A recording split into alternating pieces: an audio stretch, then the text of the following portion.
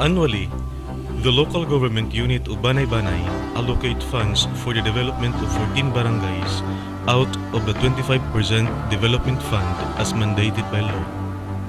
For the year 2010, a total of 1.5 million pesos has been allocated for the development of 14 barangays to fund for various infra support services such as, but not limited to, fencing of school sites, construction of purok centers, painting of multi-purpose buildings, beautification projects, repair of intake boxes, construction of footbridges, construction of wash tubs, rehabilitation of free-flowing, road graveling to housing and resettlement sites, implementation of clean and green programs, and other projects which the barangay people have requested the local chief executive for assistance. It is the administration's desire to bring the government and its basic services closer to its people, even at the grassroots level. The mayor believes that serving people is serving God.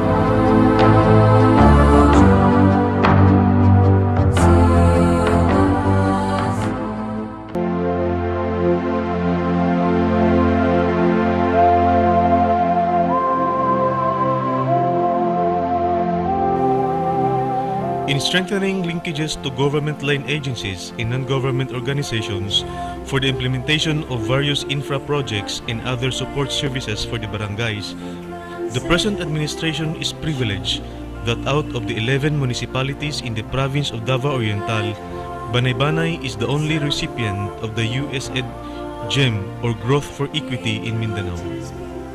The foreign-funded grant project consisting of water system expansions and construction of bridges on a cost-sharing scheme among Barangay Local Government Unit, Municipal Local Government Unit, and USAID GEM was implemented in 5 barangays.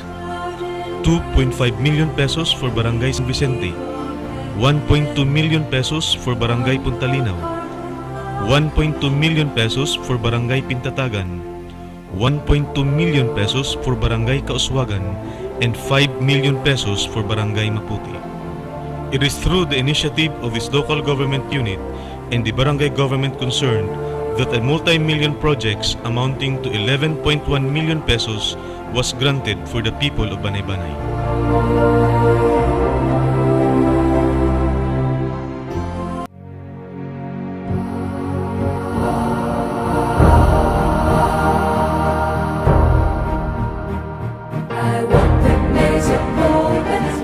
Provide socialized housing to qualified recipients who are dwellers in road right-of-ways and danger zones, and for those who are considered as illegal settlers. The LGU tied up with the Department of Social Welfare and Development or DSWD in the office of Congresswoman Thelma Z. Almario for the establishment of NASA or Neighborhood Association for Shelter Assistance.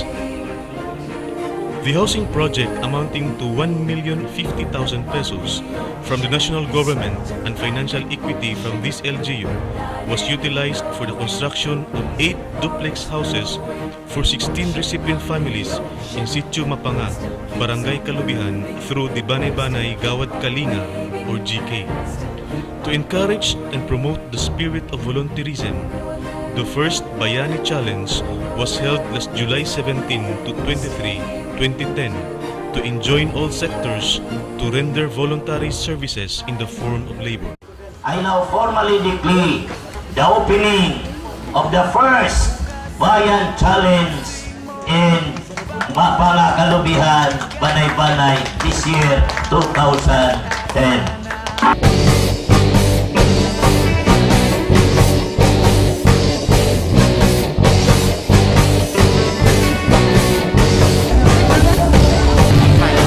Actually, this is one way of helping one another, and this is one of the community building na ginahimo sa mga maestra, mga maisto.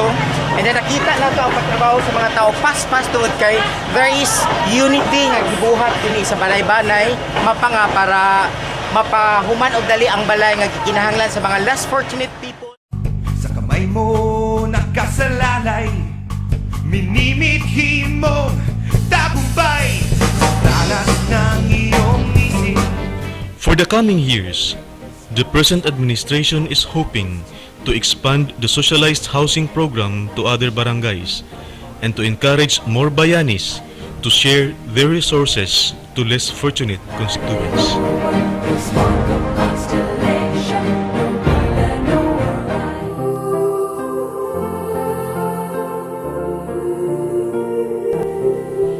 The present administration is convinced that elevating the quality of education is the prime concern to initiate response to the global problem of poverty. The LGU has always been supportive to various programs and projects of the Department of Education for the general welfare of its constituents. To deliver these basic services, the LGU allocated funds out of its Special Education Fund or SEF to elementary and high schools.